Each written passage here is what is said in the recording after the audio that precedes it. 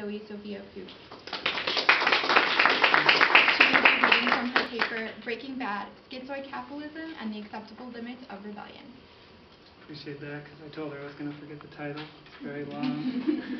I watch a lot of 70s movies, so I'm trying to keep that vibe alive. Appreciate you guys coming out so early, especially for the theory stuff, which gets dense. So we just have the abridged version for you. So, can I first ask how many people have seen Breaking Bad? Okay, we'll make this easier. Breaking Bad is a critically acclaimed dramatic television series which entered the Guinness Book of World Records in 2014 as the highest rated program of all time. In its 6-season run as a weekly episodic drama series, it earned 16 Emmy Awards and has become a pop culture sensation with t-shirts, lunchboxes, and a spin-off program, Better Call Saul, now on the air, with its first episode being the most watched first episode of any cable television show in history. It is my contention that popular culture can speak profoundly of a culture's beliefs and attitudes, and that this program in particular speaks volumes of what Jacques Lacan refers to as our socio-symbolic order. For Lacan, the symbolic order shapes the unconscious and is shaped not unlike a language which mediates the possibilities of what is utterable. In this work, I will take aim at what Breaking Bad says about our culture's symbolic order, specifically in regards to capitalism, the liberal framework through which it manifests, and the acceptable limits of rebellion which it both produces and polices. Breaking Bad centers on Walter White, an everyman, an unappreciated high school chemistry teacher who is in fact a genius and could have done much better, but settled in traditional American fashion. He has a mediocre job, a wife, a teenage son, a daughter on the way, and present and future bills which he has taken a second job to account for. White is the quintessential middle-class American man in the 2000s, and thus a perfect embodiment of our liberal logics.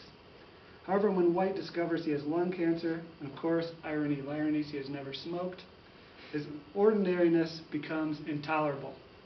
Suddenly, his second job at a car wash in which he is degraded by his boss, his son's emulation of his DEA agent uncle, his passionless marriage, and the indifference of his students becomes for White an injustice in which he must rebel against. As Albert Camus puts it, what is a rebel? A man who says no. A slave who has taken orders all his life suddenly decides that he cannot obey some new command. Here, White's encounter with his own mortality serves as the catalyst for his spontaneous rebellion. In Lacanian terms, a radical act, that which defies the symbolic order, as it lacks symbolic quantification. It lacks the language to speak what is happening in our terms of engagement. Here is where White so blatantly appeals to his audience. He becomes the vicarious voice of everyone who has ever wanted to scream at their boss and storm out, to which he does at his pathetic second job at the car wash. And he appeals to our innermost fantasies that we will be the singular hero who stands up to the politics, appealing to our deepest schizoid fantasies, that we will be the true individual. Of course, ironically, this is an ideological product of a liberal capitalist framework in which it contends to rebel against. That we will be the maverick who rises above our mundane social position to command respect, money, power, and even fear. Think of how often this rebel is portrayed in modern culture. Django Unchained, The Wolf on Wall Street, and every single rap song. As well as in political speeches a la John McCain. These are all fairly recent examples. From the very first episodes of the series, the creators of Breaking Bad hook us by these very insecurities and desires, and then drag us on an absurdist ride, testing the very limits of these rebellious fantasies. Alas, such safe fun can never last, no matter how cool it is to tell your boss off. And through 6 seasons, we witness White, a true quantifiable genius, or as his alter ego is called, Heisenberg, awkwardly rise from a passive and spineless high school chemistry teacher all the way to a meth cook, murderer, liar, millionaire, and eventually postmodern drug kingpin. And this tests our permissible limits of rebellion as he lies, murders, refuses life itself through medical care initially, and eventually finds himself, a self the viewer cannot identify with by the end of the program, through an array of existential violence. Walter White has much to show us about our humanism, both in terms of our socio-symbolic order and in terms of the way that what is rational, logical, and utterable comes from a humanistic framework of classic liberalism. Through Walter White, we very much are faced with the tenets of liberalism. White believes in science, autonomy, individualism, and a belief in fairness in the society to whose laws and ways of being he has surrendered and lost his genius to. However, as White begins to become Heisenberg, a character to whose persona he spontaneously adapts mid-drug deal, as it is clear, dorky Walter White, the father and high school teacher, cannot exist in the hard-knock, gang-laden world of meth distribution. Thus, a split begins to occur in our protagonist's psyche, despite his most bloated rationalities that he needs to sell meth to provide his children a future that he can't be a part of due to his inevitable death. Heisenberg's identity clearly takes on an anti-humanist position. After all, on the streets, where force is the dominant logic, it is not surprising that if one was to be successful, they might begin to embody a more Nietzschean or Darwinian perspective and way of being. Heisenberg, quickly moving away from the safety of Walter White's suburban experience, now has witnessed senseless murder, the effects of drugs abuse, and perhaps most importantly has seen the massive amounts of cash that his genius could amount to here, which was never appreciated on the liberal markets. Here, one might contend that the logics of White versus those of Heisenberg's do not amount to a rupture in rationalities, but instead represents an inherent tension within liberalism itself, embodying the competitive values of democracy and capitalism. Now, I would surely argue that this is representative of a kind of schizoid capitalism within liberalism. What could be more representative of the American dream than a drug kingpin?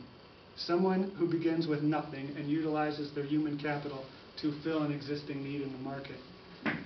But I will contend that the kind of schizoid capitalism I'm referring to is more easily understandable outside of the humanistic framework and within a historically anti-human framework. In Nietzschean terms, Heisenberg is a master. He is without sentimentality and devoid of any traces of a Kantian or means-based morality. And he uses his intelligence to achieve the consequences he desires, perfectly willing to sacrifice those we might refer to as slaves. The sentimental characters, lacking the necessary strength or traits to prosper in the hard-boiled world to which he has now deemed himself king.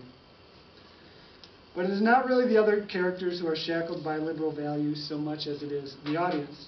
It is precisely the everyman, the viewer of the show, who once looked up to Walter White, who has to bear the psychological burden of schizoid capitalism, as those like Heisenberg and real-life equivalents, the Koch brothers and the Rockefellers and the Waltons, live its material effects. They have no need for such fantasies. Schizoid capitalism is the psychological residue in the socio-symbolic order that John Rawls' veil of ignorance just cannot overcome. It is unimaginable to perceive reality outside of our socio-economic positions, and schizoid capitalism is the fantasy that makes such a reality for those at the bottom tolerable. Humanisms are not necessarily a bad thing, as Rosie Braidotti puts it, but they do set the limits and boundaries of what a person is, and ideally should be, and thus who will be included and who won't. And in the neoliberal culture, those not included in the status of the model human and given the rights and protections of the social contract that coincide with this humanism are the poor. The ever-increasing laws and policies against homelessness and vagrancy are clear evidence of that. No, the language and logics necessary to express the brutality of capitals necessarily exists outside the neoliberal matrices inherent in humanistic thought which rationalize and sanitize its violence. Camus states, "We are living in the era of premeditation and the perfect crime. Our criminals are no longer helpless children who could plead love as their excuse. On the contrary, they are adults and they have a perfect alibi, philosophy, which can be used for any purpose." It is precisely when Walter White drops the mask of Heisenberg, bursting the balloon of our fantasized liberal projection, thus becoming the murderous, cheating, and lying Walter White with no regret, that we can no longer stand him and become incessantly rooting for his death. He is beyond philosophy. He has moved outside of the utterable determined by our humanist rationalities and has transgressed the acceptable limits of rebellion. No longer is he doing any of this for his family, but instead finally admits that he did it all for himself. He accepted that he liked the success, money, and attention, and offers no justification. He is all too obliged to accept his liberal trespassing. Here, in Lacanian terms, the viewer has reached too close to the real, or more precisely, the objet petit a, our neoliberal object of desire. In this case, which when flirted with by White in terms of our perverse capitalistic desires to be the one who succeeds, stands up for ourselves, and overcomes the material systems of control, excites us as he fights back against a mundane existence. But when he becomes the embodied position of our fantasized will to power, the Nietzschean master, who accepts and celebrates his great strengths, we then revert back to our position of slaves, now recognizing ourselves in the other characters of the show, most specifically and ironically a pathetic young male who speaks in Ebonics and partakes heavily in rap culture despite being a white kid from the suburbs, who, far short of being able to compete with White's talents and genius, attempts to subvert his successes by utilizing the very liberal systems of power we celebrated White for challenging. Here we are forced to face ourselves and our ideological positions. As Slavoj Žižek's reading of John Rawls' envy principle is telling, we are jealous beings, and we do resent when others are greater than ourselves. If capitalism is dependent on the human animal, it can never be fair. And perhaps Marx's notion of false consciousness is better understood here in Lacanian terms as a fantasy. It is both the schizoid delusions of grandeur and the excuses we produce for our economic failures. We strive at licking our wounds. In utilizing Breaking Bad as a source, I intend to push the limits of the relationship between ideology and agency, highlighting the ways in which schizoid capitalism produces and reproduces itself, and offer a richer conception of the notion of rebellion in a postmodern neoliberal age.